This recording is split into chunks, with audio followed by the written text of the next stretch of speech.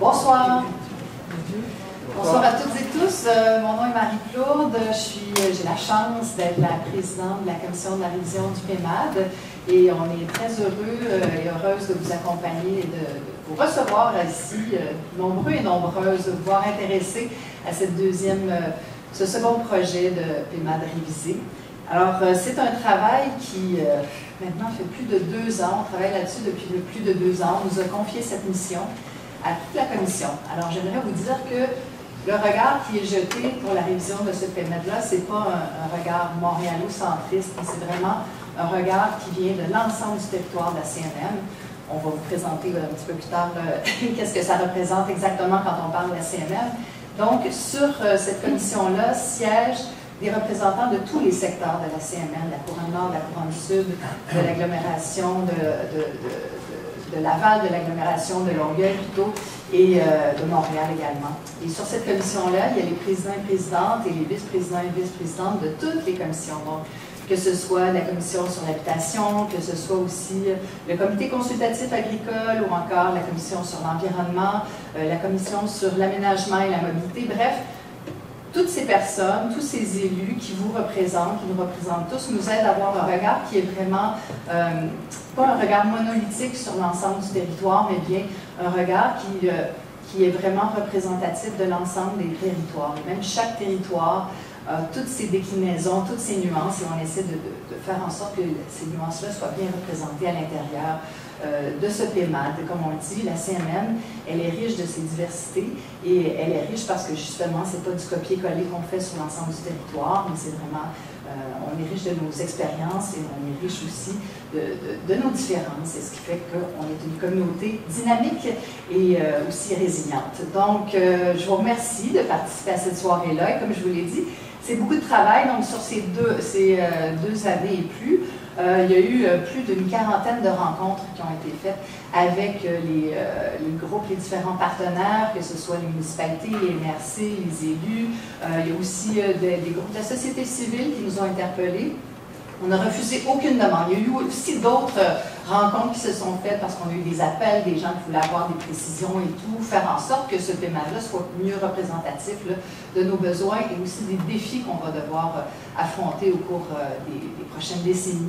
Donc, c'est fort de ces rencontres-là, de ces échanges autour de la table de la commission spéciale sur la révision, qu'on arrive et qu'on vous présente cette version. Alors, ce n'est pas une version finale, encore une fois, puisqu'on vous rencontre, puisque c'est important pour nous d'établir ce dialogue avec vous tous et toutes, de faire en sorte qu'on l'améliore encore une fois. Donc, on est très heureux encore une fois de pouvoir vous écouter ce soir et de vous céder la parole. Et puis, sans plus tarder, j'aimerais quand même vous présenter quelques-uns de mes collègues commissaires qui sont ici ce soir à mes côtés. Et je vais commencer par Mme Hutchison.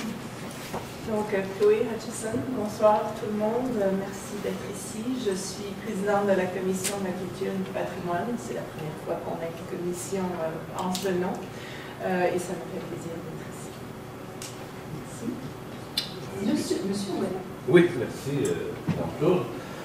Oui, Christian Ouellet, je suis maire de la ville de Delson, la grande ville de Delson. Et préfet de la MRC de Roussillon et aussi vice-président de la commission aménagement et mobilité avec Mme Claude. Donc, merci beaucoup de votre présence. Je suis agréablement surpris de voir les gens. Je trouve ça le fun qu'on s'intéresse à l'aménagement de notre région métropolitaine. Donc, merci d'être là, puis je vous souhaite de passer une belle soirée. En tout cas, moi, j'ai bien hâte de passer au travail. Merci beaucoup. C'est notre 3e soirée, donc on a eu la chance d'aller rencontrer les gens à Laval en début de semaine, suivi des citoyens, des citoyennes et des élus de la Couronne Nord à Mirabel avant-hier. Et ce soir, on a la chance de vous présenter, de vous rencontrer ici à la Prairie. Et je cède maintenant la parole à M. Liertin. Bonsoir, Marc-André Liertin, maire de Mont-Saint-Hilaire, vice-président de la commission environnement et transition écologique à la CNM. Alors, également, un beau bonsoir. Je vois quelques visages connus, donc bien hâte de vous entendre. Je suis convaincu que ça va être instructif. Merci. J'aimerais aussi présenter les gens autour de la table. Annie, si tu veux dire un petit mot. Oui, bonjour. Mon nom est Annie Lapierre. Je suis secrétaire de commission et encore une fois, bienvenue. On est très heureux de vous recevoir. c'est elle qui va veiller au temps, parce qu'on a le temps alloué pour chaque, c'est la louve du temps, on va la surveiller. Laurence. Laurence Petit, urbaniste et conseillère en aménagement, c'est moi qui s'occupe de coordonner les travaux de révision avec la grande équipe qu'on a à la CMM, donc je vais vous faire une petite présentation par la suite du contenu qu'on vous présente aujourd'hui. Et j'ai gardé pour le dessert. Soyez désolés. Merci. OK, merci. Merci, Maud Yedzoli de la communauté métropolitaine de Montréal. Je vois des gens qui étaient là au premier paiement, donc c'est bien, c'est soutenu, on apprécie. Bonne soirée, on a hâte de vous entendre. Merci, oui. Effectivement, j'ai eu la chance d'avoir des petites jasettes avant de rencontrer, avant de débuter cette soirée-là. Ça me permet de mettre un visage et de mieux comprendre quels sont vos intérêts. Je vais juste vous mentionner, je sais que ça peut être un petit peu impressionnant, ça a l'air d'un tribunal, on est tous là sur notre table, mais on n'est pas là, c'est pas un hot seat, on veut juste mieux comprendre quels sont les points que vous voulez apporter ce soir. Alors c'est avec vraiment une grande ouverture qu'on va vous écouter là, lors de vos présentations.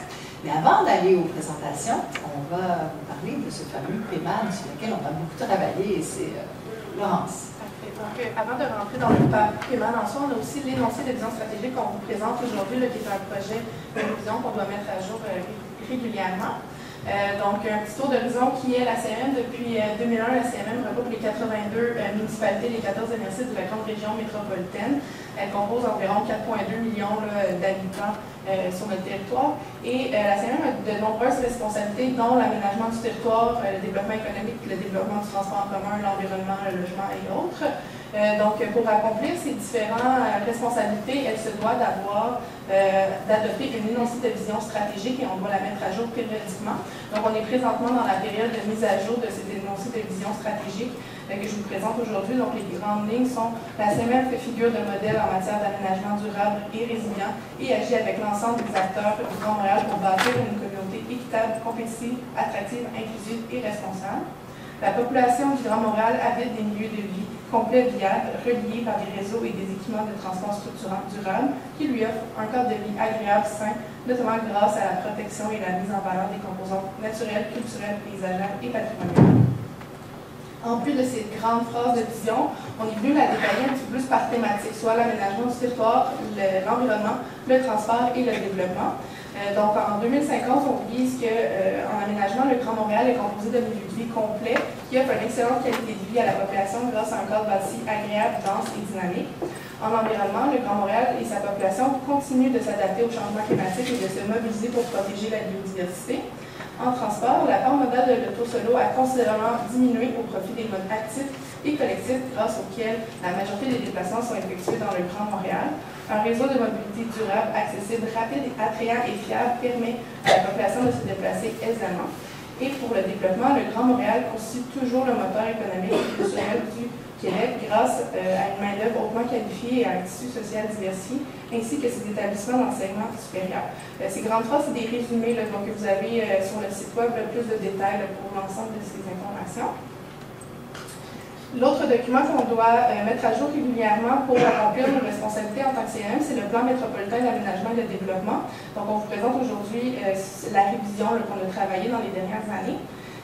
Tout d'abord, avant de rentrer dans le détail du contenu de cette révision, il est important de comprendre que l'aménagement du territoire, c'est une responsabilité qui est partagée en différents paliers de notre gouvernement, que ce soit le gouvernement du Québec, les communautés métropolitaines, les MRC et les villes. Donc, pour s'assurer qu'il y ait une cohérence dans la planification territoriale, il y a un principe de concordance qu'on appelle qui doit être respecté entre les différents paliers. Donc, au niveau de la CMM, on doit être en conformité avec les orientations gouvernementales. Les nouvelles ont été adoptées par le gouvernement ce printemps et entreront en vigueur dans les prochaines semaines, prochains jours. Les travaux de révision du paiement de prendre déjà en considération ces nouvelles orientations gouvernementales pour s'assurer que les travaux qu'on fait, on va déjà être en conformité avec ceci. Une fois que le paiement sera complété, ça sera au tour des MRC de réviser leur schéma d'aménagement pour tenir compte du PMAD, mais aussi des orientations gouvernementales. Et par la suite, ce sera aux villes de faire cet exercice de révision pour s'assurer qu'il y a une cohérence dans l'ensemble des documents de planification.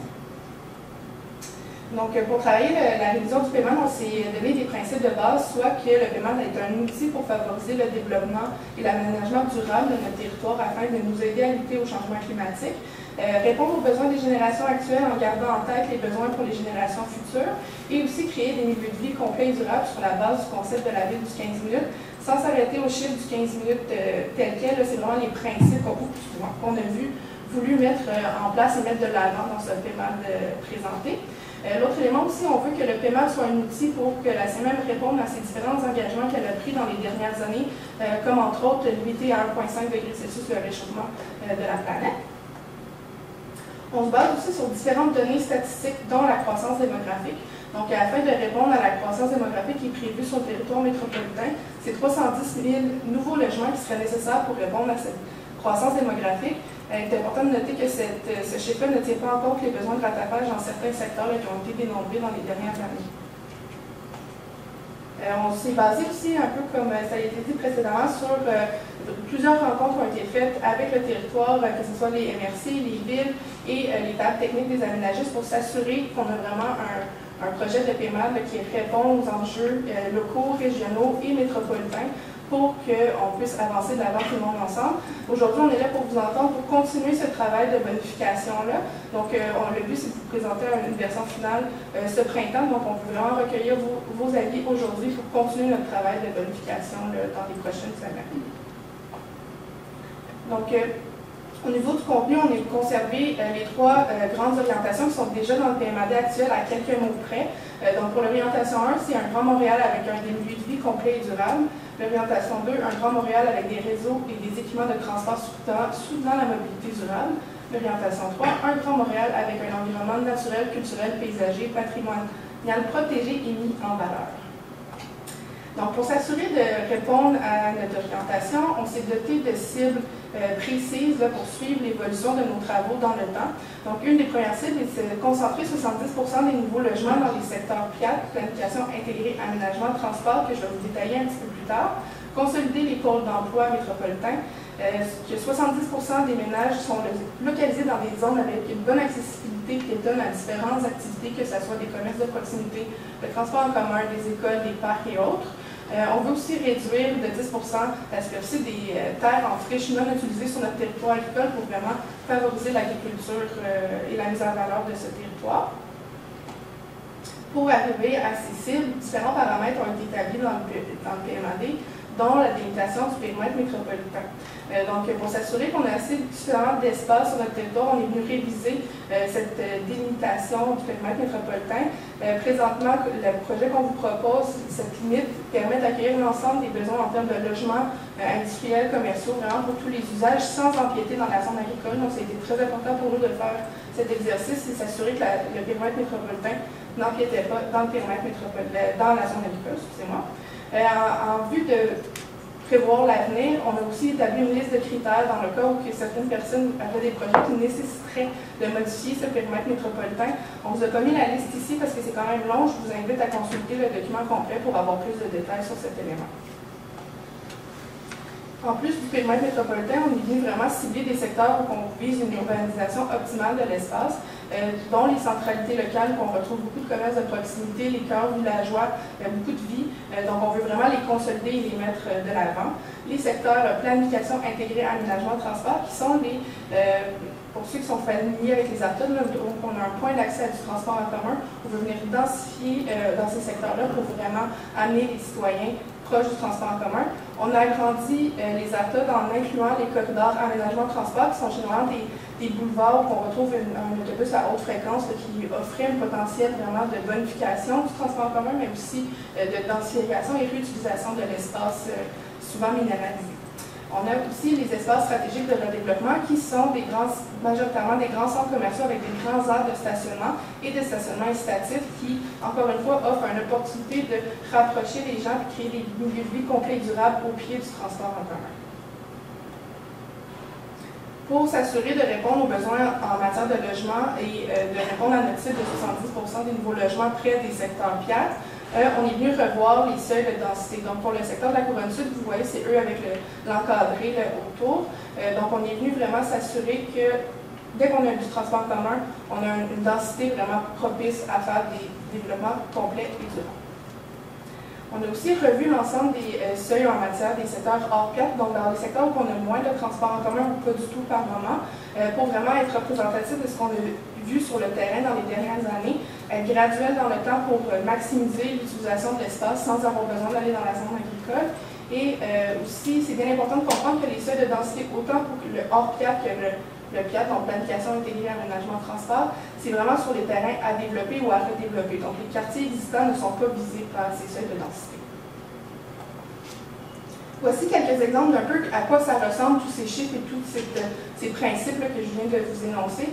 Donc pour un exemple d'espace stratégique de redéveloppement, donc on vient vraiment utiliser le stationnement pour reconstruire la ville sur elle-même, créer un milieu de vie complet, rapprocher les gens de commerce qui sont déjà présents, mais aussi du transport en commun, puis en profiter pour aussi augmenter le verdissement puis s'assurer d'avoir différents usages au même endroit. En matière de logement social et abordable, on est venu demander au MRC et aux villes de se doter de mesures favorisant le logement social et abordable. Sans dicter des mesures spécifiques, on a mis une liste un peu d'exemples pour inspirer les MRC pour qu'ils puissent adapter les mesures vraiment à leurs besoins selon leur région et leur réalité territoriale. Donc, quelques exemples, instaurer des stratégies de programme, adopter des règlements comme sur le droit de prévention, l'inclusion de zonage incitatif, et constituer des répertoires là, pour vraiment connaître les propriétés possibles d'accueillir ce type de logement. Pour ce qui est du territoire agricole, on est venu renforcer notre critère sur le respect de la limite actuelle du territoire agricole afin d'assurer un territoire périn pour les agriculteurs. On veut aussi concilier la protection et la mise en valeur des milieux naturels qui sont présents dans notre territoire agricole, mais qui sont compatibles aussi avec les activités agricoles, et aussi favoriser le développement de l'agriculture urbaine pour vraiment rapprocher la source alimentaire de nos milieux de vie. En ce qui concerne l'orientation 2, la même chose, on s'est doté de cibles. On a une cible commune avec la ATM, soit de hausser à 50% la part modale des déplacements actifs et en commun d'ici 2050, prioriser la sécurité, la convivialité des déplacements piétons, assurer l'accessibilité universelle et favoriser la réduction des délais et des retards occasionnés par le trafic. Pour y arriver, on a fait différentes mesures, je vous en présente quelques-unes. On est venu revoir le réseau vélo métropolitain pour s'assurer que le plan qu'on avait adopté il y a quelques années dans le plan directeur, on est venu revoir les tracés pour qu'ils soient arrimés avec nos secteurs de planification intégrée aménagement de transport. Donc, en plus d'avoir du transport en commun dans ces secteurs, on veut avoir un bon réseau de transport actif et de vélo pour avoir plusieurs alternatives de déplacement et aussi connecter l'ensemble des espaces stratégiques de redéveloppement pour encore une fois avoir des alternatives à la voiture. Et on vient vous présenter le rêve métropolitain, qui est un réseau structurant qui va venir vraiment relier l'ensemble de notre territoire avec des axes prioritaires et où on veut que ce soit convivial, accessible à tous et à l'année. En plus du transport actif, on vient vraiment reprendre les projets de transport collectif, ceux qui ont été adressés par différents paliers, soit le gouvernement par son PQI et la RTM par sa vision. On a aussi gardé la trace de différents projets qui avaient été discutés dans les années, mais qui ne se sont pas retrouvés dans le PQI ni dans la vision, afin d'avoir une trace de ces projets-là dans notre document de planification. Et pour analyser l'ensemble des projets, on s'est venu se doter de critères compatibles avec le restant du PMAD, soit de s'assurer que les projets qui sont analysés prennent en considération les efforts de densification déjà consentis sur notre territoire, qu'on vienne rétablir l'offre en transport collectif dans des endroits qui ont été diminués à cause de la pandémie, l'arrivée du REM ou tout autre événement majeur qu'on n'a pas encore vécu, mais le principe est que si on enlève du transport en commun, on veut que dans le temps, on soit capable de le remettre pour pas que les gens aient perdu de service. Et surtout soutenir la densification demandée dans les secteurs 4 pour vraiment qu'on arrive à la capacité d'accueil avec le service de transport en commun offert. Pour ce qui est de l'orientation 3 maintenant, on s'est doté de la cible de conserver et protéger les milieux naturels correspondant à 30% du territoire, accroître notre canopée pour atteindre une canopée de moyenne de 35% sur l'ensemble du territoire métropolitain, respecter le principe du 3-30-300, qui est d'avoir la possibilité de voir 3 arbres à partir de son lieu de résidence, habiter dans un quartier où on a une canopée minimum de 30% et avoir accès à un espace vert ou à un parc à 300 mètres de son lieu de résidence. On a aussi arrimé le PMAD avec les travaux effectués sur les collines montérégiennes pour s'assurer d'avoir une continuité entre les deux documents. Donc, si vous êtes intéressé, j'ai une de mes collègues qui travaille vraiment sur la protection des collines montérégiennes, sinon en termes de paysage humanisé. Il y a des consultations publiques qui sont en parallèle, donc vous pouvez voir sur le site de la plateforme, vous avez les deux en simultané si vous voulez avoir de l'information. Pour ce qui est des milieux naturels d'intérêt métropolitain, on est venu demander au MRC de vraiment identifier, oui, les aires protégées, les milieux naturels d'intérêt métropolitain qu'on a identifiés sur les 4, mais en plus aussi, on a demandé de regarder ce qu'il y avait sur leur territoire pour venir complémenter, pour essayer de favoriser l'atteinte du 30 %. Pour ce qui est des milieux naturels d'intérêt métropolitain, on est venu vraiment mettre des mesures d'encadrement qui vont nous permettre d'avoir une bonne connaissance du territoire, mais aussi d'encadrer les usages et activités qui seraient compatibles avec les mesures de conservation. De plus, pour ceux qui sont familiers avec les règlements de contrôle d'étalement présentement sur notre territoire, on a transposé le règlement de contrôle d'étalement qui vise les secteurs de reconversion en espace naturel et espace vert pour s'assurer qu'on a une continuité avec le paiement, mais aussi qu'on a une planification spécifique pour ces secteurs-là. Donc, on est venu demander des caractérisations, on est venu transposer qu'au moins minimum 70 % de leur superficie soit affectée pour des activités culturelles, récréatives, de loisirs ou de conservation, puis que les composantes naturelles qui auront été identifiées par les caractérisations environnementales, soit dans ce 70 % et que si on développe une portion du site qui répond aux autres engagements du PMAD présent. Pour ce qui est de la canopée, on a mis différentes dispositions pour venir vraiment favoriser la croissance de la canopée. Aujourd'hui, ce qu'on vous présente, c'est plus un état de la situation, donc avec la plateforme des indicateurs vitaux du Grand Montréal, on a différentes données que vous pouvez observer dans la canopée.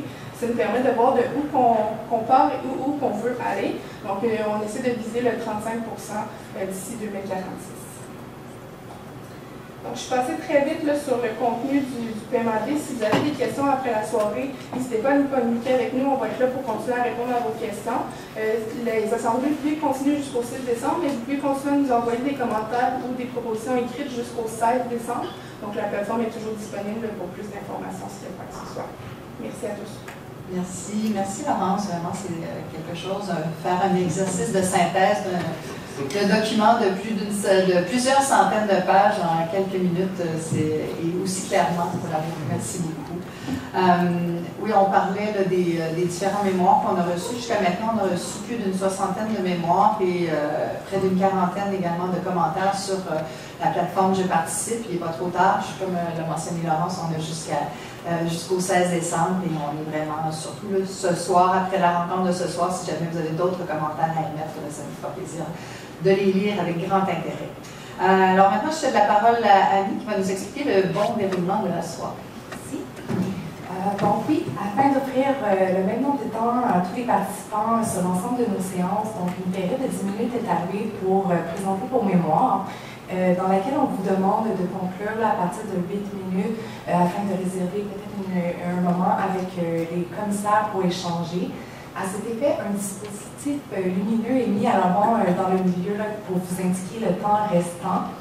Bien entendu, il y a aussi une période qui est allouée à la fin pour toutes questions ou commentaires. Donc, si jamais vous manquez de temps, vous pourrez revenir pour poser des questions au besoin. 2 tables sont mises à votre disposition à l'avant. Donc, la première pour le représentant qui va présenter son mémoire et la seconde pour le prochain représentant là, pour qu'il puisse s'installer durant ce temps. Et également, prenez note que notre séance est enregistrée et le tout est publié le lendemain sur notre page YouTube ainsi que sur notre plateforme Je participe. Je vous remercie encore, je vous souhaite de bonnes présentations. Merci beaucoup. Merci Annie. Alors, j'inviterai à la première table les représentants de Mer au Front à nous présenter leur mémoire.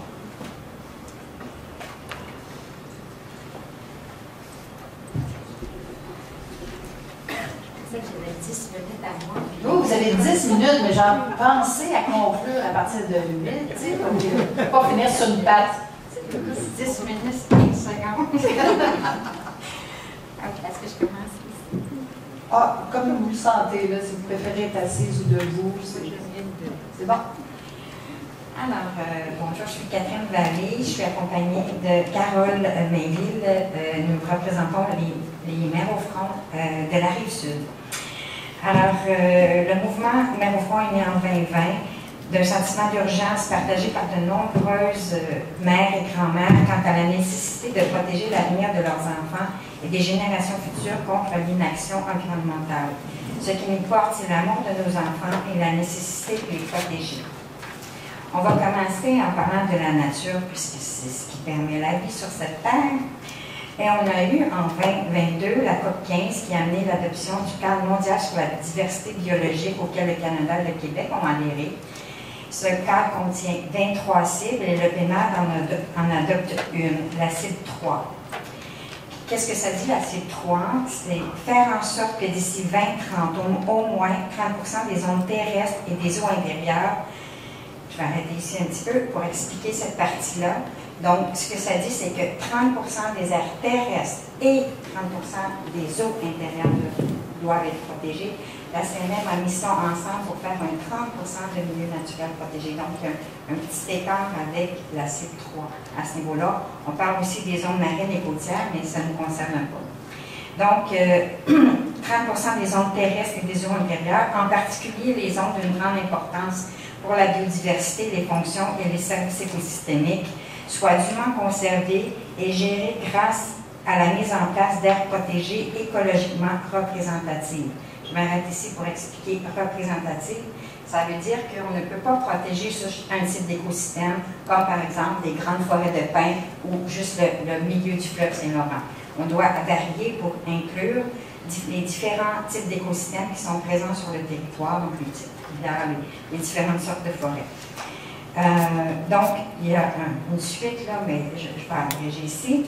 Le PEMAD parle beaucoup de restauration écologique, et ça c'est dans la cible 2 du cadre mondial, qui dit veiller à ce que d'ici 2030, au moins 30% des zones d'écosystèmes terrestres, d'eau intérieure et d'écosystèmes marins et côtiers dégradés fassent l'objet de mesures de remise en état efficaces afin d'améliorer la biodiversité, les fonctions des services écosystémiques ainsi que l'intégrité et la connectivité écologique.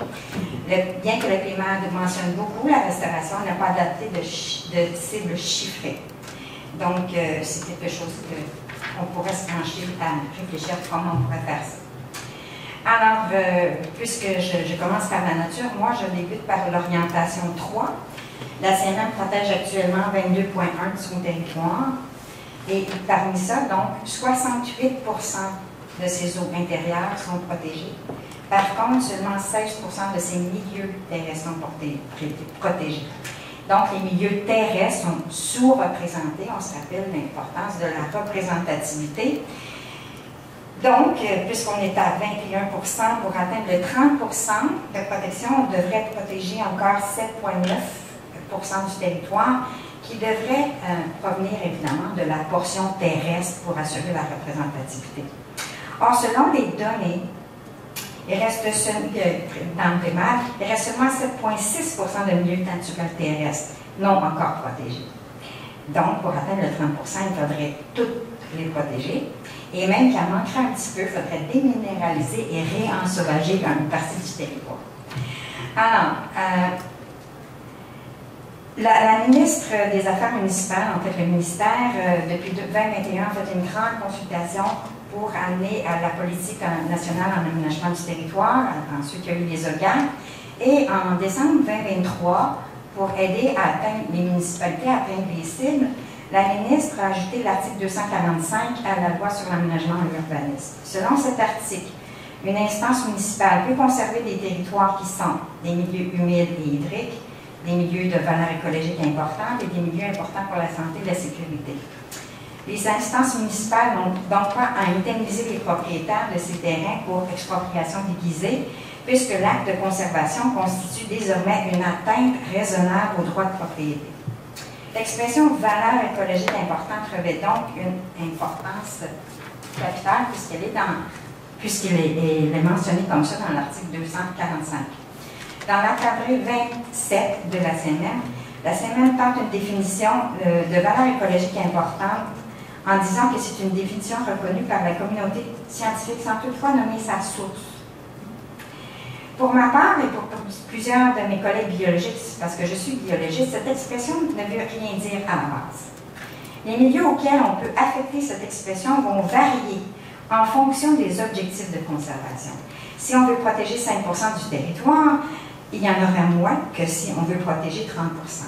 Pareillement, si on considère un territoire qui est naturel à 70%, ou un autre qui a 20% de milieu naturel, on ne se servira pas des mêmes critères pour évaluer la valeur écologique de ces milieux.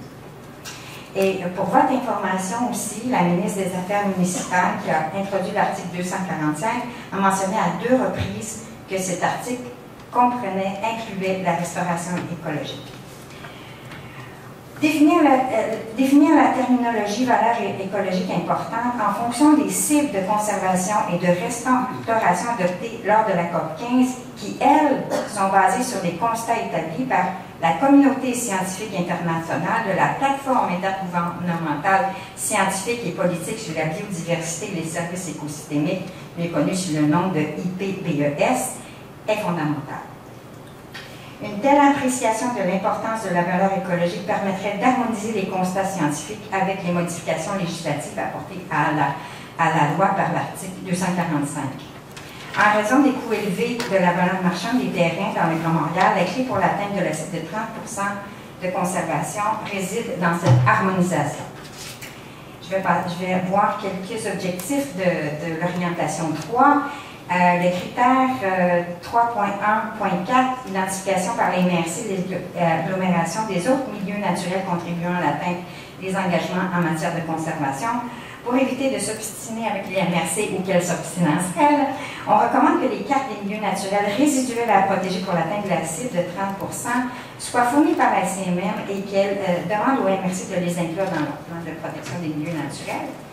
Je vais rapidement passer à l'orientation 1. Une fois que les milieux naturels à protéger, à restaurer ont été identifiés, on recommande de les retirer du périmètre d'urbanisation et de les inclure dans une ceinture verte qui comprend aussi les milieux naturels à être restaurés et les milieux agricoles évidents. Concernant l'orientation 1, j'avais fait plusieurs recommandations dans le mémoire, mais je vais me contenter d'en nommer quelques-unes. La CMM doit pouvoir rejeter des projets qui ne sont pas conformes aux recommandations de la santé publique, notamment en bordure des voies de circulation importantes ou de sources de pollution d'origine industrielle ou agricole. Les priorités doivent être accordées à la santé des citoyens, à la protection des milieux naturels résiduels et des terres agricoles, plutôt qu'à l'atteinte à tout prix des densités prévues au futur PEMAD. Le Québec est vaste. Si pour accueillir plus de citoyens dans le Grand Montréal, on détruit nos derniers milieux naturels ou on installe les citoyens collés sur les autoroutes, les coûts de santé, les dommages liés aux inondations, autres aléas climatiques vont exploser. Économiquement, comme société, on ne sera pas plus avancé. L'orientation 2, en matière de transport, le PEMAD identifie 6 principes directeurs. Nous sommes en accord avec les 3 premiers, comme d'ailleurs d'autres choses dans le PMAD qui sont magnifiques. D'ailleurs, là, je dis ce que je veux voir améliorer, mais on apprécie quand même votre travail. Alors, pour le 4e principe, nous souhaitons, qui dit d'augmenter la productivité de tous les secteurs de l'économie en répondant aux besoins de déplacement plus efficients des individus et des marchandises. Nous pensons, pour bien s'aligner avec les constats du GIEC et de l'IPBES, que nous ne devons pas viser à augmenter la productivité de tous les secteurs d'économie, mais plutôt de ceux qui permettent une transition juste et écologique. Le principe 5 est énoncé de la manière suivante, de maintenir et de développer le rôle du Grand Montréal en tant que plaque tournante des marchandises à l'échelle continentale. Nous souhaitons qu'il soit reformulé de la manière suivante, de limiter et de réduire les impacts liés au rôle du Grand Montréal en tant que plaque tournante des marchandises à l'échelle continentale. Voilà. Ah bon? Vous avez terminé? Oui. Un marathon, hein? Il reste 36 secondes. On va en profiter pour pouvoir échanger. Je vous remercie beaucoup. Vous avez fait vraiment un bon travail de révision et on sent que vous avez très, très bien regardé et analysé le second projet de PEMAD. On apprécie énormément ce travail qui a été fait. Alors maintenant, je passe la parole peut-être. Est-ce que certains de mes collègues auraient besoin de poser des questions d'éclaircissement ou... Moi, j'ai un seul commentaire. Je ne vois pas de commentaires négatifs. Je vois des commentaires positifs dans le sens que ce que vous souhaitez, c'est qu'on améliore ce qui est déjà fait, parce que je vous ai votre mémoire et vous souhaitez qu'on en fasse plus.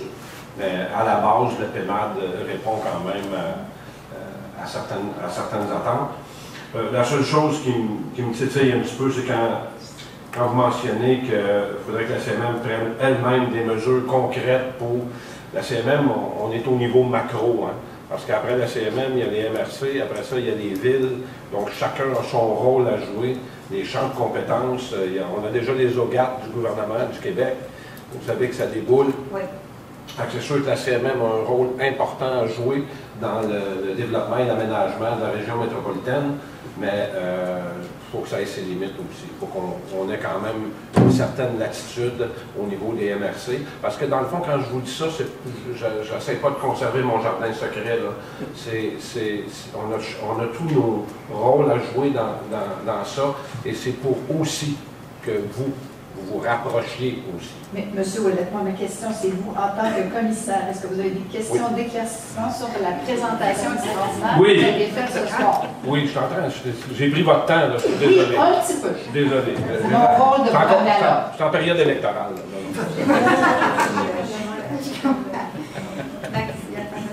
Non, c'est bon? Merci. Moi, oui, monsieur Gartin. Oui, monsieur Gartin. Alors, si on s'attarde, vous avez fait allusion à un besoin de restauration, parce qu'il nous reste très peu de milieux naturels pour atteindre le 30 évoqué notamment... En fait, il y en a assez, là, mais on arrive juste. Oui, mais par souci de cohérence, est-ce que vous pourriez nous aiguiller sur ce que vous trouvez, en fait, ce que vous considérez être des milieux naturels à restaurer d'intérêt métropolitain?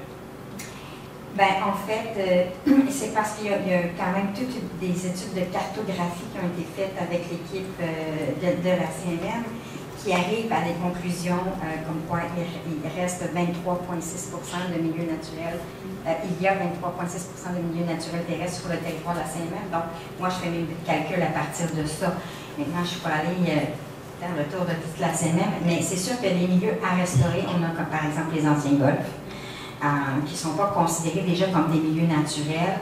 Il y aurait des choses aussi qui pourraient venir dans l'avenir, comme par exemple les bandes riveraines qui sont actuellement d'une telle largeur, on pourrait les élargir éventuellement. Ce seraient des choses qui amèneraient énormément de connectivité écologique parce que les rivières sont des grands connecteurs. Ce seraient des choses comme ça aussi. Il y a toujours la déminéralisation aussi qui peut être faite et il y a beaucoup de parcs urbains qui pourraient peut-être, s'il y a un caractère un peu naturel et permettre une certaine connectivité, être inclus ici. Merci. Merci beaucoup. Madame Echetier, est-ce que vous avez une question? Oui, dans votre mémoire, vous avez fait part d'un corridor vert ou d'une ceinture verte. Oui. Donc, comment est-ce que vous verriez que justement la CMM à son échelle pourrait inciter les régions à transcrire cette chose-là? Quand vous parlez des régions, vous voulez dire? Les MRC. Les MRC, OK. En fait, la ceinture verte est adoptée déjà à Toronto. On a une à Ottawa aussi. Il y a beaucoup de modèles de ceinture verte aussi en Europe. Les résultats, j'ai connu un chercheur à l'Université Concordia qui s'appelle Jacques Jagger qui a fait des études, même sur la ceinture verte de la l'absence de ceinture verte de la CMM, mais qui montre que quand on n'a pas de ceinture verte, on a de l'étalement urbain dans les terres agricoles. Ici, on a la CPTAQ qui protège nos terres agricoles, mais on n'a rien pour protéger nos milieux naturels. Ils sont inclus d'ailleurs dans le périmètre d'urbanisation. Alors évidemment, ça cause des conflits. Ce qui est le fun avec la ceinture verte de Toronto, c'est que quand il y en a un qui décide de mettre le pied dans la ceinture verte, la levée de pied se fait tout autour. La ceinture verte appartient à tout le monde, comprenez-vous, et tout le monde la protège. Donc, pour moi, étant donné les études scientifiques et aussi ce qu'on constate, comment ça mobilise les gens aussi, qui s'y identifient et qui aiment cette ceinture verte, qui la comprennent, qui comprennent son importance, je pense que ça peut être un plus pour la CMM. La ceinture verte, c'est un lieu public. Oui. Il appartient au public, c'est pas... Pour l'intérêt public, si on conserve nos terres agricoles, évidemment, il y a des milieux, on ne peut pas aller nécessairement se promener. de l'acquisition. On n'est pas obligé de tout acquérir pour conserver, par contre. mais c'est sûr que ça comprend des endroits où les gens peuvent aller se promener et être dans la nature, avoir un contact avec la nature, parce que je ne l'ai pas mentionné ici, mais on sait que c'est très important pour la santé. Merci. Merci infiniment. Merci de nous avoir présenté votre mémoire ce soir. J'appellerai maintenant les représentants de Héritage Saint-Bernard, s'il vous plaît.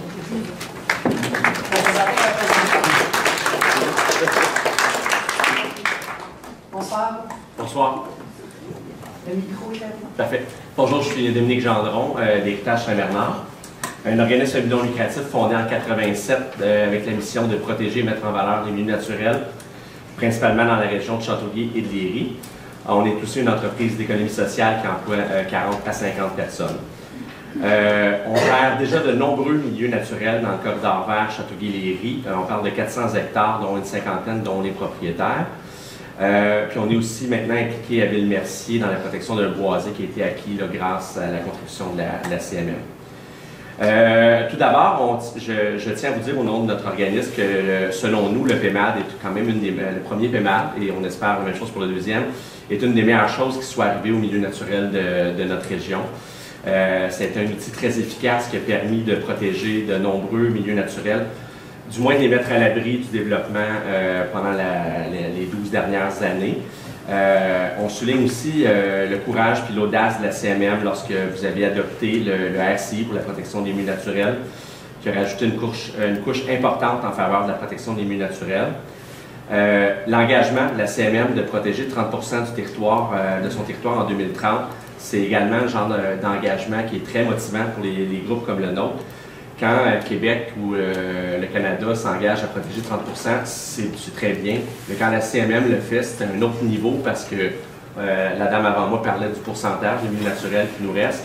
Il n'y a pas dans la CMM de Grand Nord où on peut aller créer des grands aires protégés. Là. Donc chaque hectare qu'on va protéger dans la CMM est important pour atteindre cet objectif-là. Ça vous a causé toutes sortes d'ennuis, tout ça, là, dont de nombreuses poursuites pour des dizaines de millions de dollars. Puis on salue aussi le fait que vous vous tenez debout et vous continuez à vous battre contre les gens qui vous poursuivent pour avoir le droit de détruire les milieux naturels. Je vais parler dans le détail de chacune de nos recommandations parce que vous nous aviez bien avisé que vous avez pris connaissance de nos mémoires puis que vous les aviez toutes lues. Mais dans notre cas, c'est sûr que toutes nos recommandations tournent autour de l'orientation 3 car c'est l'expertise qu'on a chez Héritage Saint-Bernard. Dans un premier temps, on avait fait une recommandation générale qui parlait de régionalisation des coûts, on peut appeler ça autrement. L'idée, selon nous, est assez simple. On croit qu'il faut qu'il y ait une approche régionale pour partager les coûts entre les municipalités de l'MRC ou encore de la CMM. Pourquoi? Bien, parce qu'une petite ville, comme dans notre secteur, la ville de Léry, ne peut pas à elle seule supporter les coûts de protection de ces milieux naturels. Puis à l'inverse, les municipalités déjà très urbanisées, qui ont peu de milieux à protéger, devraient tout de même contribuer financièrement à l'atteinte des objectifs régionaux qu'on s'est donnés. Concrètement, on propose par exemple un fonds régional de conservation qui pourrait servir à financer des activités comme des acquisitions, des activités de protection, de création de parcs. Par exemple, je reviens à la ville de Léry. Si la ville de Léry voulait acquérir un terrain de 5 millions de dollars, le tiers qu'ils doivent payer, parce que ce soit le programme de la Trame verte et bleue de Montréal ou les autres programmes de la FFQ, il y a toujours une partie qui doit être absorbée par la municipalité ou le promoteur du projet. Bien, la ville de Léry, le tiers d'un projet de 5 millions, c'est 25% de son budget annuel. Donc, c'est impensable pour eux. C'est sûr que pour l'instant, il y a des grosses enveloppes que la CMM a réussi à obtenir du fédéral, du provincial pour faire des acquisitions. Puis ça, c'est bien parce que là, tout le monde y participe, mais ces enveloppes-là se dépensent assez vite. Il va rester du territoire à acquérir après ça. Sinon, au niveau de nos recommandations spécifiques en lien avec des critères, la plupart de nos recommandations, plusieurs de nos recommandations tournent autour du demande et invite. La CMM, dans certains cas, invite les MRC, les agglomérations, à procéder à certaines actions. Dans la plupart des cas, on aimerait mieux que la CMM aille un petit peu plus loin et demande aux agglomérations et aux MRC d'aller de l'avant. Par exemple, tantôt, vous avez présenté une belle diapositive là, sur la protection de la canopée. Tout le monde s'entend que c'est super important de protéger la canopée, voire même de l'améliorer. Mais pour l'instant, la CMM invite la MRC à inclure, les MRC à inclure ça dans leur schéma d'aménagement. On recommande de l'imposer, de le demander. On recommande aussi à la CMM de demander aux MRC de prendre des mesures concrètes dans chaque MRC pour augmenter la canopée. Ça, c'était le point 3.3.1. Sinon, au point 3.1.1, on recommande que la CMM demande et non invite les MRC à valider l'identification des aires protégées. On recommande également d'inclure dans les schémas d'aménagement les projets d'aires protégées en cours, comme l'appel à projet là, qui est en cours sur les terres publiques du gouvernement. Dernier critère spécifique, le 3.1.3, on croit que la CMM, encore une fois, devrait demander et non inviter les MRC à inscrire les propriétés municipales vouées à la conservation, mais non reconnues comme aires protégées, au répertoire métropolitain des initiatives de conservation, ce qui est très bien, surtout si on le demande. Mais on recommande également que la CMM demande aux MRC et en bout de ligne aux municipalités d'identifier les étapes nécessaires pour que ces propriétés deviennent de véritables aires protégées et puissent contribuer à l'atteinte concrète des objectifs. Sinon, au début de notre mémoire, dans les recommandations générales en lien avec le concept des parcs métropolitains, puis on fait référence à ce que je vais parler à plusieurs autres endroits dans nos recommandations, on aimerait que la CMM reconnaisse plus, parce qu'elle le fait déjà, mais reconnaisse plus l'implication des organismes de conservation qui sont actifs sur le terrain depuis longtemps, depuis bien avant que la CMM soit active, entre autres. On voudrait que la CMM nous intègre dans les processus de décision. Quand je dis nous, c'est nous et les autres organismes de conservation, de planification et de gestion des milieux naturels. On croit que la CMM gagnerait à collaborer avec les organismes de conservation. Le corridor vert Châteauguay-Léry, où la CMM est très active dans les acquisitions, on en est très heureux, ils font des acquisitions très importantes, mais on gère ou on protège déjà, nous, 400 hectares dans ce corridor vert-là. La CMM cible ce qui était le bois métropolitain, donc à peu près 200 hectares au milieu de ça. On pense qu'il faudrait qu'on travaille dès maintenant, main dans la main, parce qu'on va devoir éventuellement travailler ensemble pour que ce soit un grand parc qui comprend le parc métropolitain et les autres aires naturelles déjà protégées autour. Pour vous donner une idée de notre implication, on a été impliqué dans 100% des projets de protection ou d'acquisition dans le corridor vert Châteauguay-Léry depuis la fin des années 80, sauf pour les terrains acquis par la CMM récemment. Puis, on développe toutes sortes de partenariats avec des entreprises, avec des ministères. On travaille avec plein de gens pour protéger les milieux naturels. On a, par exemple, présentement un partenariat avec la Caisse des Jardins de Châteauguay, qui nous permet de faire du démarchage auprès de 80 propriétaires de petits ou de moyens terrains, qui nous permet de faire un fonds de gestion pour la gestion éventuelle de ces terrains-là qu'on va réussir à acquérir. Puis on a une fine connaissance du territoire, des propriétaires, de l'historique des terrains, des activités qui s'y passent. Et on trouve que la CMM se prive un peu de notre expertise à ce niveau-là. Ça, c'est le temps qui me reste. Je vais sauter le prochain point.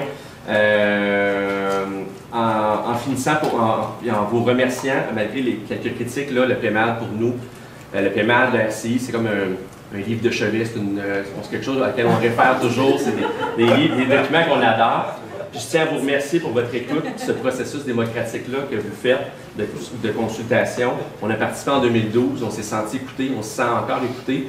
On ne sent pas comme dans d'autres consultations publiques un peu partout au Québec que les gens nous consultent parce que la loi l'oblige. On sent vraiment qu'on est écouté ici. Merci. Merci infiniment. Merci, M. Gendron.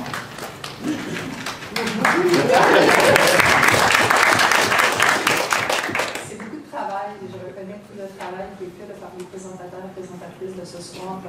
Merci beaucoup. Ça nous aide aussi beaucoup dans le travail qu'on fait. J'avais peut-être, avant de lancer la balle à mes collègues, j'avais peut-être une petite question pour vous. Quand on parle de régionaliser les coûts, entre autres, et on parlait également des limites de la trame verte et bleue qui impose aux municipalités quand même d'avoir à débourser. Et quand on parle de la création d'un fonds, est-ce que ce sera un fonds privé, un fonds, comment vous voyez ça? Bien, on n'a pas nécessairement réfléchi à toutes les étapes, mais on pense que, mettons, au niveau d'une MRC, que les MRC devraient avoir une cote-part ou quelque chose proportionnelle à leur population et qui sert à acquérir des territoires. Dans notre MRC, par exemple, la MRC de Roussillon, il y a des municipalités qui ne pourront pas protéger des territoires, ils n'en ont plus à protéger. Donc, ils n'ont pas à payer pour l'instant. Bien évidemment, ils payent via les actions de la CMM et tout ça, là. Mais quelque chose comme ça, que toutes les MRC paient concrètement, pas juste pour les acquisitions comme la CMM est en train de faire, mais pour la gestion et la protection à long terme de ces territoires-là. Et on a parlé de votre expertise, comment mieux utiliser votre expertise. Quelle forme ça pourrait prendre une collaboration justement avec la société civile et la CMM? Ben, une table de concertation, des réunions entre les acteurs, les principaux acteurs. On se rencontre 3, 4, 5, 6 fois par année, par Teams, en présentiel, peu importe. Là, puis, je ne dis pas qu'il n'y en a pas de collaboration, on a une très belle collaboration. Quand nous, on prend la peine d'appeler à la CMM, les gens nous répondent, nous donnent toutes les réponses qu'on veut. Juste qu'il faut toujours aller de l'avant. Aller au-devant. Ouais. OK. Merci beaucoup. Maintenant, chers collègues, est-ce que... Oh, j'ai... Tout est clair. Merci d'avoir pris le temps de... Merci, c'est bien. Moi, je vais me permettre une intervention, naturellement, parce que Héritage Saint-Bernard, c'est dans notre MRC, et c'est un organisme, honnêtement, qu'on appuie et qu'on chérit beaucoup. Est-ce que Boisé-Château-Guéléry, c'est pas le début d'une ceinture verte, ça? Ben oui, d'ailleurs, on l'appelait, nous, avant la ceinture verte, avant ceinture verte Château-Guéléry. Mais c'est pas juste une question de terme, hein, c'est une question de qu'est-ce qu'on en fait là, de tout ça. Là. Moi, je vais vous faire une proposition. Je sais que je ne pose pas beaucoup de questions, Madame la Présidente, là, mais... non, il y a des bénéfices, à travailler ensemble, puis j'en suis la preuve concrète. S'il y a des gens qui veulent m'en parler, ça va me faire plaisir. Mais je pense qu'on aurait des bénéfices à créer des organismes comme le vôtre ou à multiplier des organismes comme le vôtre, parce que c'est pas toutes les régions qui sont dotées d'organismes comme le vôtre. Si on a des choux à mettre, honnêtement, il y a beaucoup d'argent là-dedans. Vous le savez, là, le Boisé-Château-Guéléry, on est rendu à combien? Des dizaines de millions. Plus de 5 millions, 6 millions. Moi, je vous inviterais à appuyer les groupes existants, parce que dans la CMM, il n'y en manque pas de groupes environnementaux qui peuvent faire la conservation. Là, dans tous les MRC, il y a des petits groupes comme les nôtres, il y a des groupes comme Nature Action aussi, avec lesquels la CMM collabore sur de nombreux projets qui sont actifs un peu partout. Il y en a beaucoup d'organismes, il faut cogner à leur porte. Merci beaucoup. Ben, justement, je trouvais intéressant parce que les collègues montérégiennes ont aussi beaucoup de connaissances et une mise en commun. Donc, ils apprennent de chaque montagne l'une à l'autre. Et puis, justement, ça serait intéressant d'avoir cette capacité de partage des bons coups. Puis, des belles connaissances que vous avez justement dans notre secteur, Vaudreuil-Soulanges, je viens de la ville de Hudson. Aussi avec des grands enjeux, avec une plage en terrain public, pardon, privé, une plage publique, c'est dans un terrain privé, où justement les gens nous demandent mais comment est-ce qu'on fait pour s'organiser, pour aller chercher. Donc je pense que c'est une belle suggestion que vous avez. Mais concrètement, comment est-ce que vous verrez justement cette mise en commun à l'échelle beaucoup plus métropolitaine, de pouvoir, vous avez parlé de partager avec la CMM puis d'avoir un lien plus serré, mais est-ce qu'il y aurait une manière justement de prendre ce que vous connaissez, ce que d'autres connaissent, puis ensuite d'amener d'autres à faire comme vous dans tous les secteurs? C'est certain. C'est sûr que moi, là, je parlais plus de mon chez-moi, le Château-Guéléry, mais de façon générale, les organismes de conservation, on collabore déjà beaucoup ensemble, on se connaît. On a toutes sortes de forums où on peut discuter les ateliers de conservation, les colloques de ci, colloques de ça. Il pourrait y avoir quelque chose de fait annuellement vraiment spécifique à la CMM, aux organismes de conservation, les municipalités. Je pense que ça pourrait prendre la forme d'un forum annuel, quelque chose comme ça, pour commencer. Merci. Merci infiniment. Cette fois-ci, j'appelle au micro, à la table, les présentateurs ou présentatrices de Vigile Verte. Donc, merci beaucoup pour cette opportunité. Nous aussi, on était là pour le primaire précédent. Puis, en fait, on a des conclusions très similaires à Héritage Saint-Bernard, mais qu'on ne s'est pas parlé, ce qui était quand même rigolo. En tout cas, mémoire était quand même volumineux, pas autant que 300 pages, mais je veux dire, c'était quand même 36 pages, je pense. Puis évidemment, à travers le projet, c'était de, oui, relever des trucs qui pouvaient être améliorés, mais c'était aussi surtout pour vous prouver ce que M. Gendron vient de dire, qui était qu'on a une expertise locale, puis on est rarement comme en contact avec la CMN. Oui, quand on vous demande des questions, effectivement, vous nous répondez. Mais quand on a lu le document, on était super contents. On a fait OK, le projet de la rivière Saint-Jacques pour un projet de conservation est sur la carte. C'est super intéressant. Sauf que là, on a fait il y a quelque chose qui ne marche pas parce que tout ce qui a été fait dans les 45 dernières années ne semble pas s'avoir traduit sur les limites qui ont été mises. On a posé des questions, on a compris pourquoi vous avez fait ces limites-là, mais qu'est-ce qu'il y a dans notre mémoire explique pourquoi que nous, on propose des limites qui sont différentes avec des paramètres différents d'analyse, etc. Que je ne vais pas vous séparer de ça parce que le temps est limité. Mais grosso modo, nous, la Michel Verte, on est basé à la Prairie, on œuvre dans l'est de la MRC-Mission, incluant Brossard puis d'autres villes alentour. Le but initial était vraiment de faire aider à créer un parc de conservation de la rivière Saint-Jean. Mais quand on a créé notre organisme, on a vu qu'il y avait des besoins tout partout avec la rivière de la Tortue, la rivière Saint-Régis, principalement autour du petit bassin de la Prairie. Et donc, on s'est vraiment concentré sur de l'action communautaire autonome spécifiquement. Qu'est-ce qu'on fait? C'est des actions en rapport avec la conservation, la protection des milieux naturels. On ne possède aucun terrain, c'est un héritage, en fait, héritage indépendant de le possède pas, mais le gère. Il y en a qui possèdent, en tout bref. Dans le fond, dans nos commentaires, surtout, c'est des trucs qui ont rapport avec des lieux très spécifiques qu'on a l'impression qu'ils ont peut-être été omis dans le PMAD, puis qu'on veut vous porter une attention particulière à considérer un aménagement qui serait autre. Dans nos constats qu'on avait fait, il y avait 9 points depuis le dernier PMAD, je vais vous les lire rapidement. Il y avait que la perte se poursuit quant à la conservation et la protection des milieux naturels résiduels, parce que bien que ça ait été très protégé sur le terrain, on voit qu'il y en a qui sont partis depuis ce temps-là. L'offre de logement abordable et social n'est pas suffisante tant qu'à nous pour des milieux de vie complets, plus denses et inclusifs dans notre région. La protection des milieux, des meilleures terres agricoles du Québec demeure difficile. Il y a aussi, tant qu'à nous, un échec de la protection des bandes riveraines, ce qu'on appelle des lignes de branches, des terres à bois en milieu agricole. Ensuite, il y avait une progression lente au niveau des gains en conservation et protection environnementale, bien qu'avec les RCI, tout ça que c'est mis en place, il nous faut plus de cadenas pour cadenasser tous les milieux en conservation qu'on souhaiterait de manière plus officielle. Ensuite, on trouvait aussi qu'il n'y avait pas nécessairement suffisamment de budget pour la protection environnementale après qu'il y a eu des investissements en conservation et en aménagement. Quand on fait de la conservation, l'idée, si on donne l'accès à l'humain, il faut vraiment s'assurer d'avoir les budgets pour être capable de gérer les conséquences de ça qui sont nombreuses, dont la gestion des matières résiduelles. Ensuite, on parlait aussi de la flexibilité dans l'aménagement des aires TOD. Ça ne semble pas un concept qui permet vraiment de conserver des boisés d'intérêt. Selon nous, ce n'est pas toujours compris qu'il y a cette option-là de conserver ces boisés-là, surtout au point de vue biodiversité.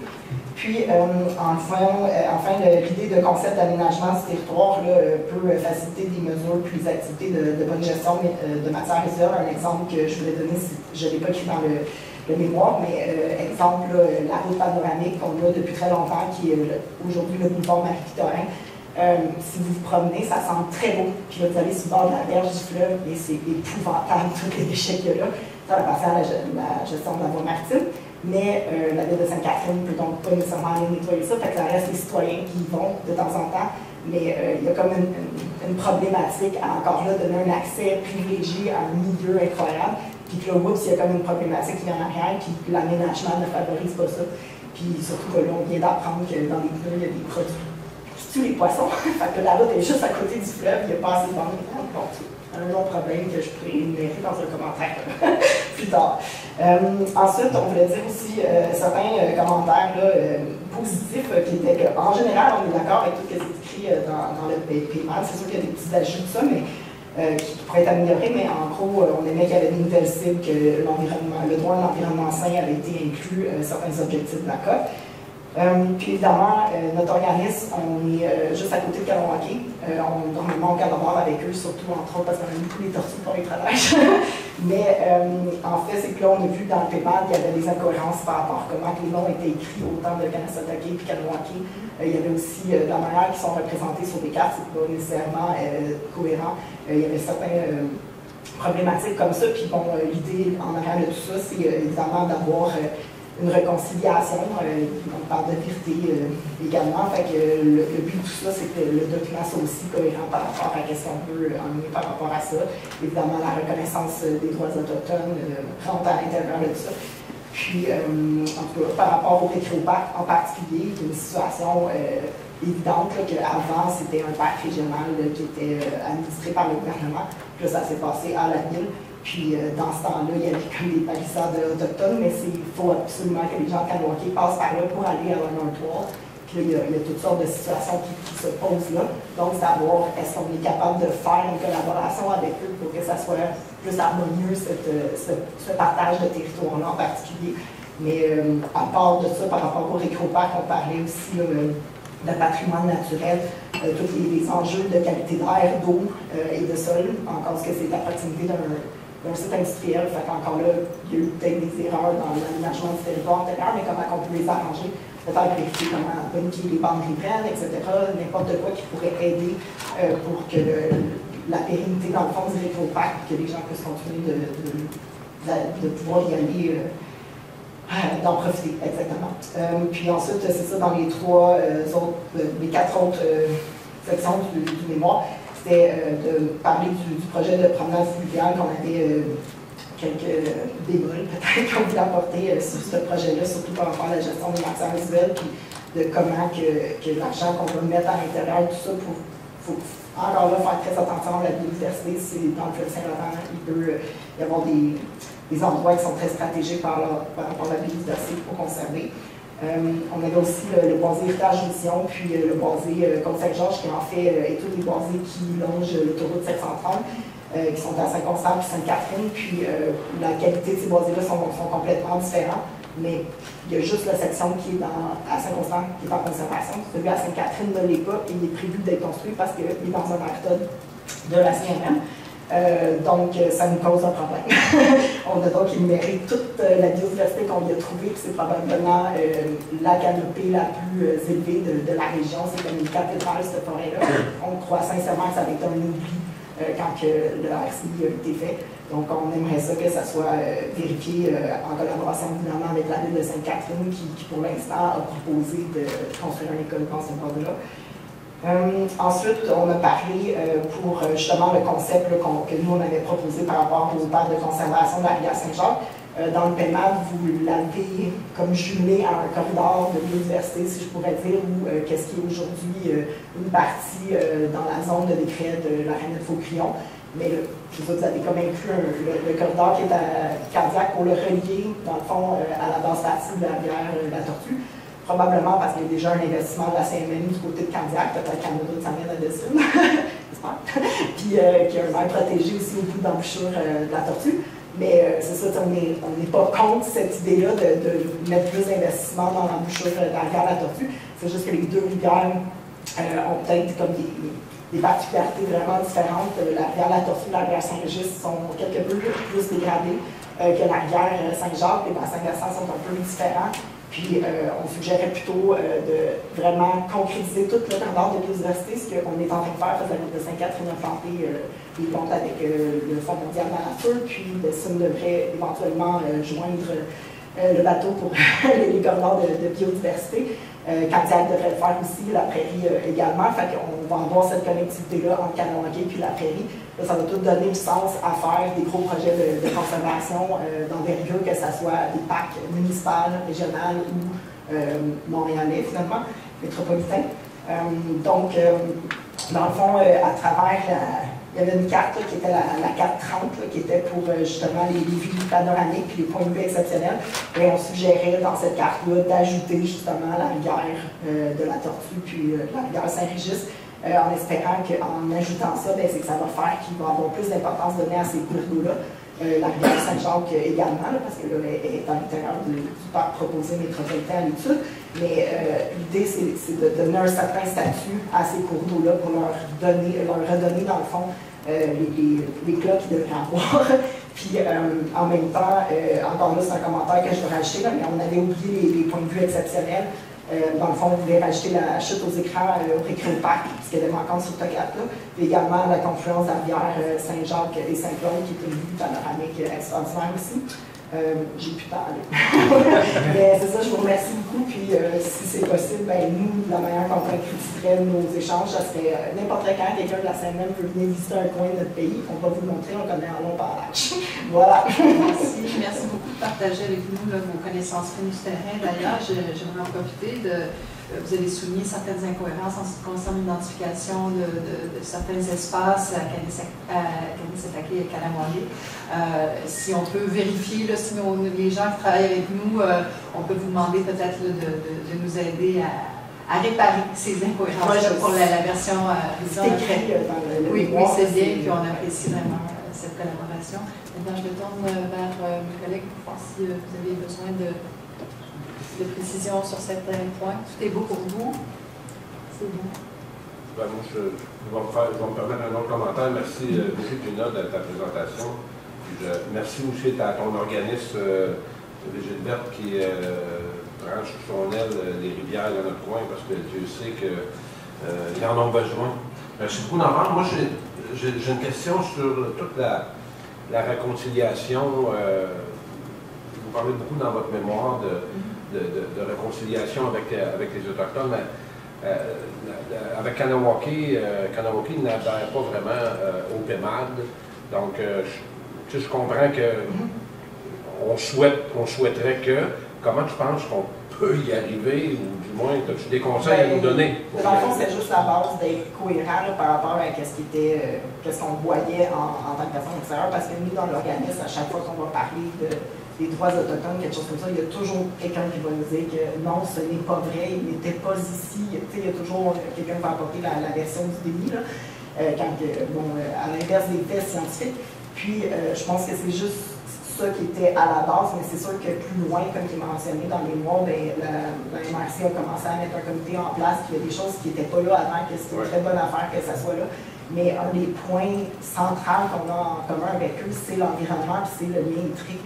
Quand je disais, on prend soin des tortues, c'est pour ça que nous, on a quand même une relation qui a été construite là-dessus, parce que dans le respect mutuel de comment que eux ils font, puis ce qui est complètement différent de nous, on réussit à trouver des points communs, puis je pense que c'est ça qui est important, mais entre autres, dans ce que je disais dans le mémoire, je trouvais ça incroyable qu'il y avait des signes nazis qui étaient juste exactement où ce qui passait, puis pendant quasiment un an, ça l'a resté là, ça c'est complètement inacceptable. Fait que c'est sûr que ça l'aide à attiser les problématiques. Fait que je pense qu'il faut plus réussir à trouver des points communs pour justement calmer le jeu, puis réussir à travailler sur des dossiers, parce que c'est sûr que là, vous allez avoir Beck qui vont présenter, puis c'est sûr qu'on va parler du Boisé-Faubert, qui, s'il n'y a pas une réconciliation territoriale avec Kahnawake, il y a beaucoup de points qui vont rester très tendus. Fait que ça, je pense que c'est quelque chose qu'il faut essayer de trouver une solution. Fait que s'il manque l'île Saint-Nicolas, je pense qu'il faut qu'on aille vers leur laisser l'utilisation de l'île Saint-Nicolas. Est-ce que tu crois que, je pense tout haut aussi, est-ce que tu crois que des organismes comme le tien pourraient, autant Héritage Saint-Bernard que mon organisme, pourrait justement nous aider à travailler plus près avec la communauté autochtone? Oui, bien sûrement. Ceux qui ont les organismes qui ont des bonnes relations avec eux, oui, mais exemple, ils disent tout le temps, we're open for business. Fait que si on a un projet environnemental qu'on veut faire, puis qu'eux, ils ont déjà l'expertise, ils ont quand même 16 employés dans leur service d'environnement. S'ils l'ont déjà fait, bien, pourquoi pas travailler avec eux, puis encore là, les barrières qu'on peut trouver par rapport au langage, quoi que ce soit, en langage des traducteurs, c'est pas un problème, mais je pense que ça aussi, la réconciliation économique de cette manière-là aide aussi, mais de reconnaître qu'il y a une valeur à comment ils fonctionnent au niveau de la protection de l'environnement, qui des fois est complètement différent de nous, parce que par rapport à leurs valeurs traditionnelles, c'est important, mais ça vient justement de reconnaître les droits autochtones par rapport à la déclaration des élus. Fait que je pense que ça aussi, c'est une étape importante. C'était véritablement l'angle mort du premier PEMAD, qui était justement la collaboration avec les nations autochtones. Et je pense que ça fait partie d'une certaine ouverture et je pense qu'on peut aller plus loin, on peut travailler de plus en plus. Il y a déjà des liens qui ont été faits, entre autres avec la grande chef Skydeer, où on a eu des projets qui ont été très structurels, très constructifs, entre autres avec l'arrondissement de la Chine à Montréal. Mais on sent aussi une ouverture de chaque côté. Puis je pense que certainement la CMM pourrait jouer un rôle très constructif là, pour bâtir ces liens. Oui, souvent à travers justement la création des pactes, c'est souvent quelque chose de l'archéologie, etc., qu'on y a ça. Comment le faire, on ne sait pas encore, mais il y a cette ouverture. Il y a des exemples au Canada. Merci. Merci infiniment.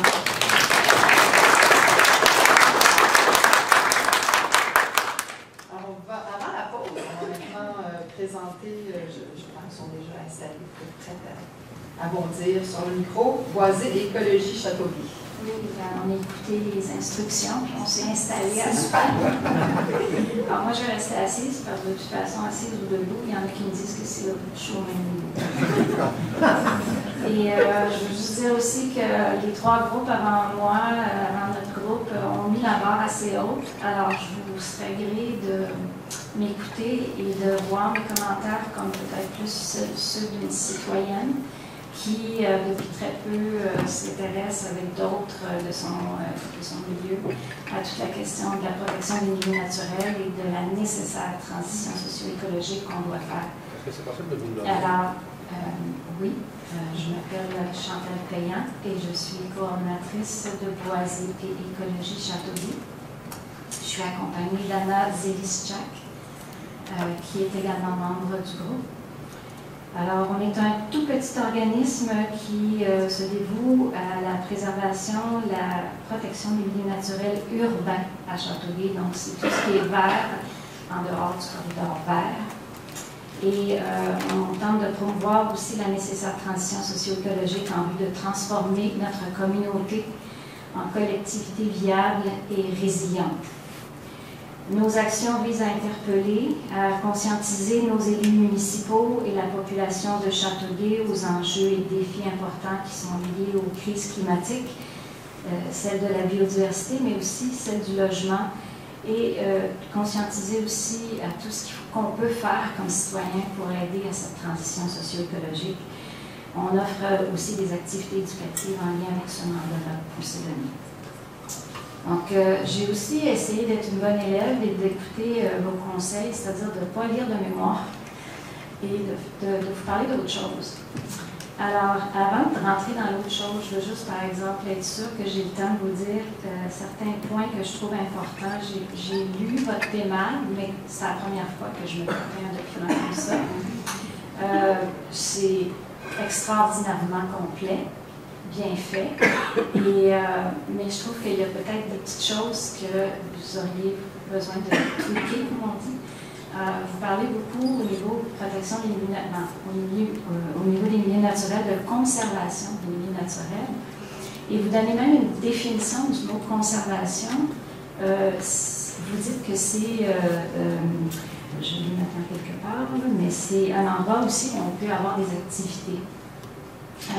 Et ça semble vouloir dire également qu'on peut y faire du développement résidentiel.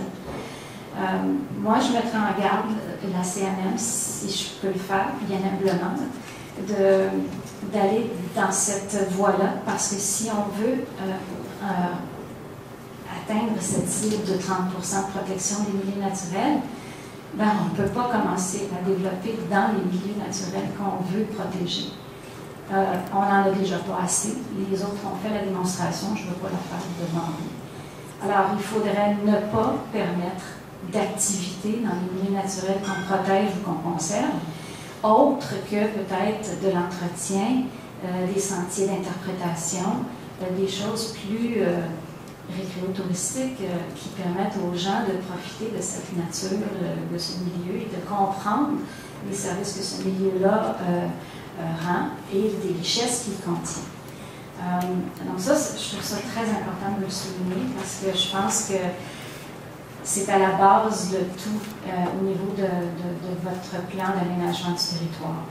L'autre affaire aussi que j'ai vue qui m'a fait un petit peu sourciller, c'est l'idée de limiter le nombre, le genre de milieux naturels que les municipalités ou les MRC pourraient identifier comme étant des lieux à préserver ou à conserver ou à protéger. Et on a limité la liste à quelques-uns.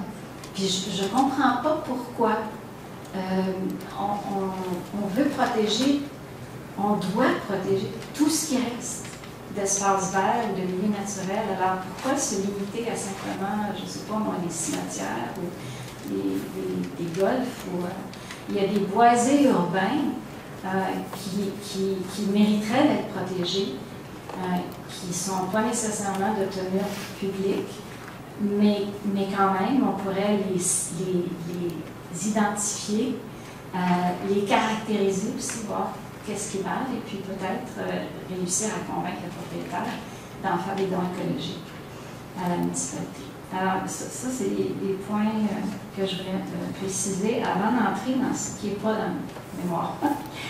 Moi, je vais vous parler de santé. Parce que l'aménagement du territoire, le développement de nos villes, ça doit permettre un environnement sain pour toute la population. Et le mot sain, dans votre PMAD, je ne l'ai pas lu beaucoup. Je l'ai vu dans vos grandes lignes, vos grandes orientations, mais dans le PMAD comme tel, on ne le voit pas beaucoup. Puis, je pense que la protection des milieux naturels, des zones agricoles qui sont en périmètre urbain, c'est indissociable de cette volonté de créer des milieux de vie complets et sains. Dans votre plan, je ne sais pas si, comme je l'ai dit, si on reconnaît suffisamment le droit de tous les citoyens en un environnement sain.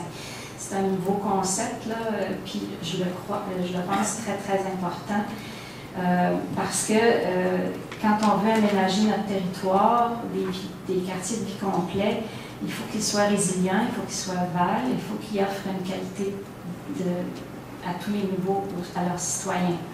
Donc, ça doit être un environnement qui est exempt le plus possible de bruit, de pollution, d'îlots de chaleur. C'est un environnement où les services de proximité, il y a des services de proximité, donc on peut y aller à pied. L'épicerie, la pharmacie, le centre communautaire et il ne faut pas oublier le service essentiel qui est la SAQ. Hein, on l'a découvert avec la pandémie. Il y a aussi, c'est des rues bordées d'arbres, c'est des espaces verts, c'est des boisés naturels ou des parcs, c'est des pistes cyclables, bref, bon, vous savez tout ça. Alors, ça veut dire qu'on ne construit plus dans les boisés urbains. On les garde parce qu'ils rendent des services importants à leur environnement. Ça veut dire qu'on ne détruit plus les milieux humides. Ça se fait encore, ça, la destruction de milieux humides. On a le droit si on va payer une compensation. Sauf qu'on le sait, les compensations, il n'y a plus de restauration après qui vient avec. On ne les détruit pas parce qu'ils remplissent d'immenses services écosystémiques. C'est des habitats pour notre biodiversité qui est en énorme crise. C'est proche de l'extinction. On ne construit plus dans les friches. Il y a des friches en ville qui sont souvent des anciennes terres agricoles. Ça pourrait être des magnifiques endroits pour des projets d'agriculture urbaine. Ça pourrait aider les villes à avoir la statut de ville nourricière. Ça pourrait nourrir une population qui a de la difficulté, qui sera en banque alimentaire. Il y aurait des jardins de solidarité là-dedans, ça pourrait être merveilleux. Ça veut dire qu'on n'aménage plus non plus des quartiers résidentiels dans des terrains qui sont naturels. Et surtout, s'ils sont le long d'autoroutes, c'est pas très sain pour la santé.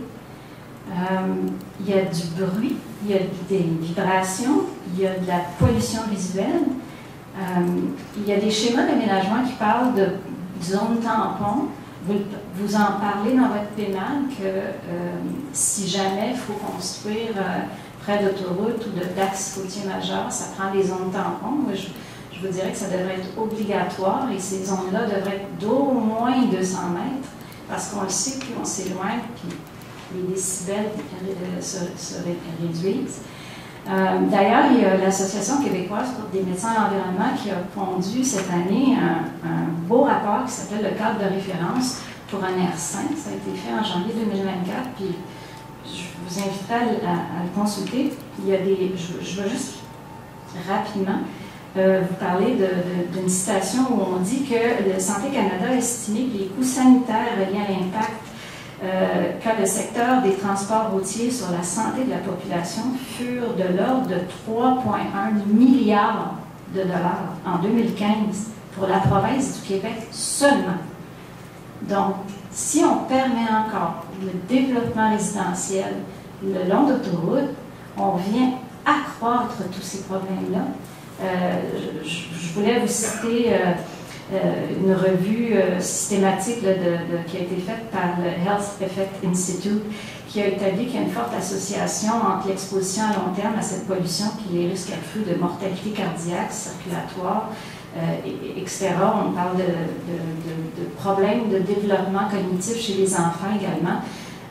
Comment on peut penser, développer des quartiers près d'une autoroute et en sachant fort bien qu'il va y avoir des parcs là-dedans, les gens vont aller marcher, les enfants vont aller jouer, avec toute cette pollution-là autour.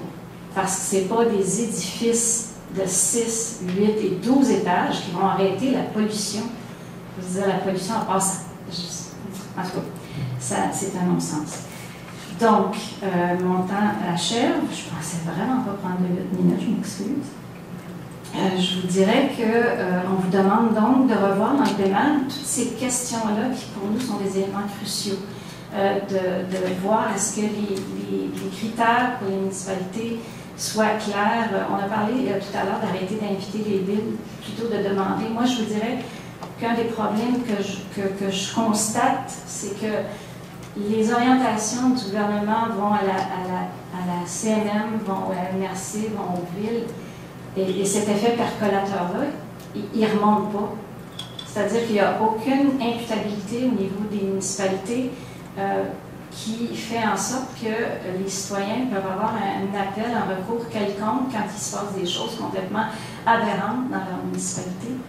Je ne sais pas, je vais creuser la question et pour revenir avec un document un petit peu plus complet là-dessus, parce que je trouve ça important qu'il y ait un mécanisme, surtout pour la protection des milieux naturels, surtout pour toutes les questions liées à la crise de la biodiversité, la crise climatique et la transition socio-écologique, qu'il y ait un mécanisme qui permette aux citoyens d'avoir un droit d'appel en quelque part, que quelqu'un en quelque part se penche sur ce qui se passe dans les municipalités, pour faire en sorte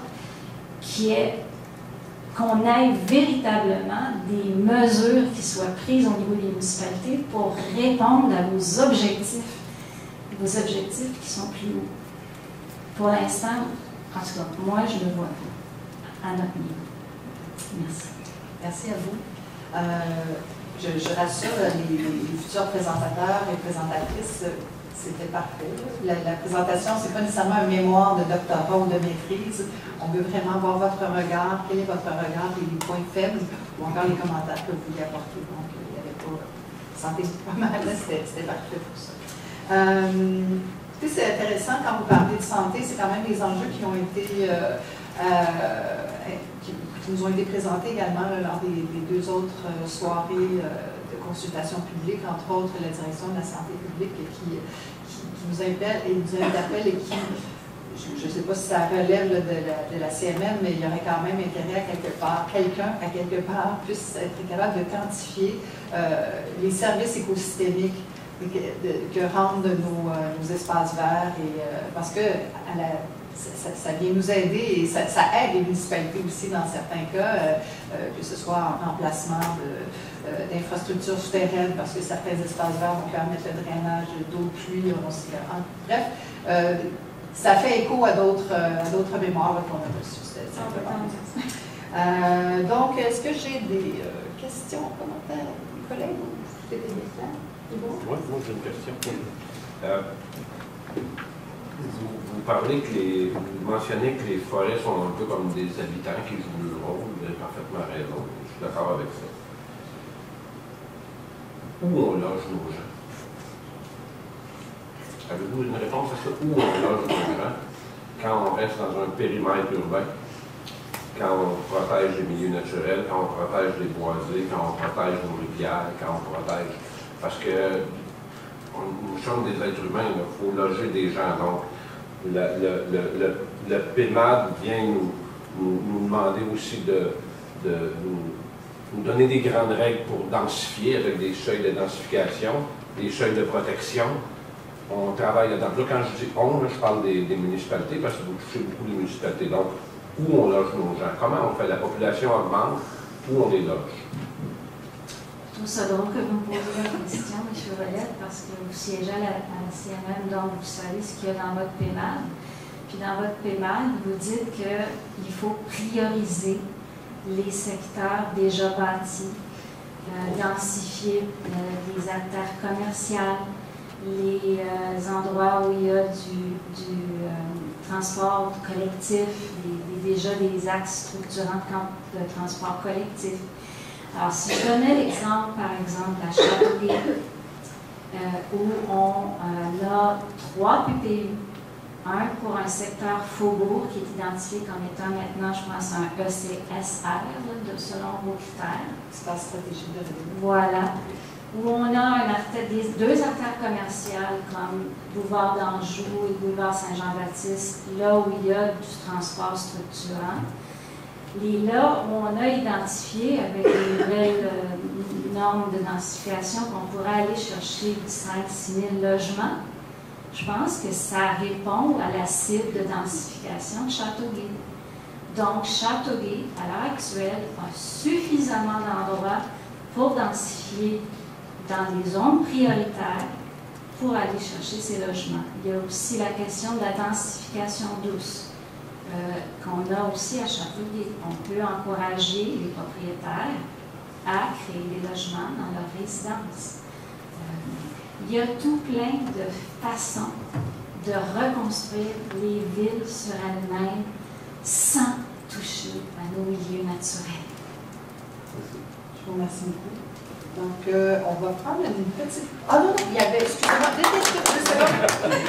C'est juste un élément précisant. J'ai vraiment apprécié votre commentaire. Ça m'a permis de réaliser que dans la liste des espaces verts que vous mentionnez, pour nous, c'est une liste d'exemples et non limitative. Mais non, mais c'est parfait, votre commentaire. Ça me permet à moi de voir des lacunes dans la formulation de notre texte. Okay. Je voulais juste vous rassurer, c'est une liste d'exemples et non...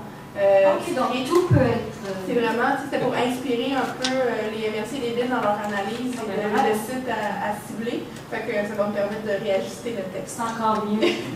C'est important que les gens, les citoyens et citoyennes puissent s'approprier ce texte-là. Donc, si pour nous, pour vous, il semble que ce soit pas si digeste que ça, c'est bien que vous puissiez nous le souligner. Donc, on va procéder aux précisions qui sont nécessaires. Donc là, c'est vrai, on a une pause de 10 minutes, mais là, je suis sévère, 10 minutes, pas plus. Puis,